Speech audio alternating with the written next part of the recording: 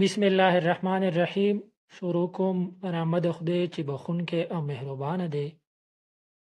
ګرانه، په نننۍ ویډیو کې به مونږه خبره کوو د ولد دوالین په باره کې چې آیا دا ولد دوالین دی او که ولد زوالین دی.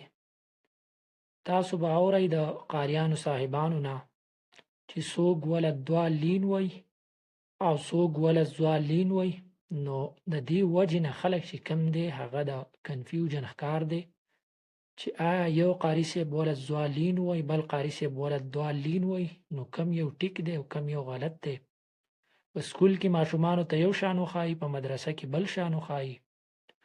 نو دې باره کې طارق پټان صاحب ویډیو کړې ده او په ساده پښتو کې د دې باره کې خبرې کړې دي. نو دغه را سره تاسو واورئ او د هغې نه بعد بیا تاسو خپله فیصله وکړئ چې دا ولد دوالین دی او که ولد زوالین دی. نو اول دغه ویډیو وګورئ، راځو د هغې نه بعد در سره بیا خبرې کوو. السلام علیکم.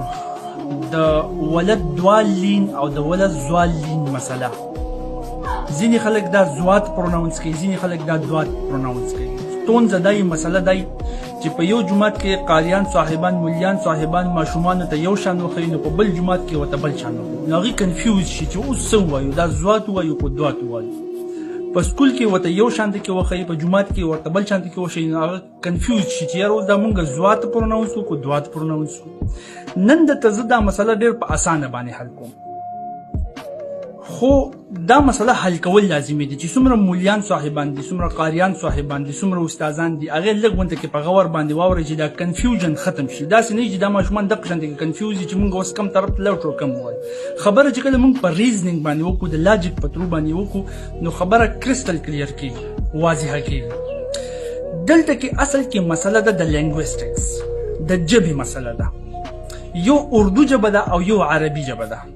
اوس په اردو ژبه کې دا زوات ویل کېږي، لکه مثال کې طور پر ضرور، ضرب، او آی تینک سو د فارسی زبان کې دا زوات ویل کېږي. بل عربي زبان دی، نو په عربي زبان کې دا دوات ویل کېږي. اوس به د دې تا سره ثبوت صحیح ته داسې کار وکړه، لاړ شه د یو اردو سپیکر خواله او هغه ته وایې چې یو کس عمر رسیده شوی، هغه ته به مونږ څه وایو، هغه به ورته وایي چې ضعیف، بیا ورته ضعیف وو.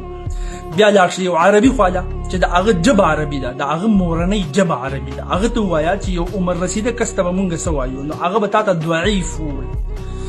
نو دا په عربۍ کې دوات او په اردو کې زوات پروناونس کېږي. دا به تا ته واضحه شي، د ثبوت سره به واضحه شي، ځکه چې د هغوی مورنۍ ژبه ده او په خپل مورنۍ ژبه کې درته وایي. اوس ته ماته ووایه چې دا مونځ چې دی دا په عربۍ کې دی که په اردو کې دی؟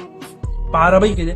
په دې وجه باندې دا دوالین پروناونس کېږي. صحیح ټکی دی دوالین، نه که زوالین، ځکه چې دا عربي ژبه ده او دقه لاړ شه د چا چې عربي زبان دی، عربستان ته چې کم ملک ته ځي، هلته کې به ته واورې چې هغوی ولد دوالین وایي. دقه شانته کې قرآن مجید هم په عربۍ زبان کې نازل شوی دی، نو په قرآن مجید کې چې کله دا راځي نو دا به ته دوات پروناونس کې، نه که زوات. جزاک الله. ګرانو کتونکو، ویډیو تاسو وکته، نو اوس چې کم دی تاسو خپله فیصله وکئ چې آیا دا ولد دوالین دی او که ولد زوالین دی. امید دی چې ویډیو به مو خوښه شوي وي، نو د ملګرو سره لازماً شیر کړئ او ډېره زیاته مننه. خوشحاله راته اوسئ. تھینک یو.